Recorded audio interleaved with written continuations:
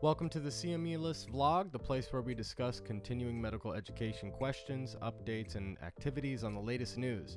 Thank you for joining us. I'm your host, Steven. The topic we're covering today is one of the most asked questions we receive from physicians. What's the difference between continuing medical education and maintenance of certification? Given that they are similar in nature, many physicians think these processes are the same. However, they're two very different and important processes. Let's break them down. Continuing medical education, or CME, is a process that requires physicians to earn a specific amount of CME credits to maintain their state medical license. How do you know how many CME credits you will need? It depends on what state medical licensing board you are licensed by.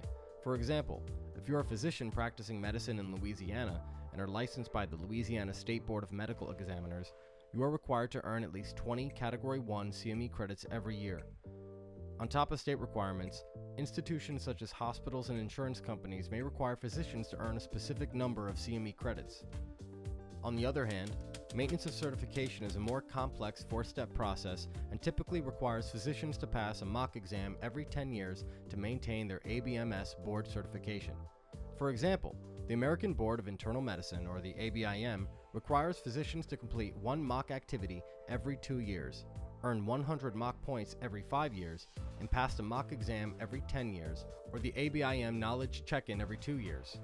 While the specific requirements vary based on specialty board, the requirements fall under the four-step framework from the ABMS, which includes professionalism and professional standing, lifelong learning and self-assessment, assessment of knowledge, judgment, and skills, and improvement in medical practice. So, what happens if a physician fails to meet their CME or MOC requirements? For CME, they will lose their state board medical license and be subject to face penalties and fines if they proceed to practice in their state without a valid license. For MOC, physicians can still practice medicine in their state without being subject to fines and legal penalties.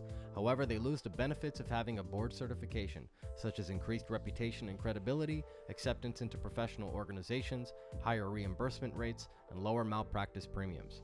It's best to understand and stay on top of your requirements. Physicians have many options to choose from that will help them complete their CME and MOC requirements. Providers such as Board Vitals offer CME activities that offer both CME credits and MOC points, which will make completing your career requirements quicker and more convenient, and potentially save you more money in the long run. Thanks for joining us today. If you enjoyed this video, please like and subscribe.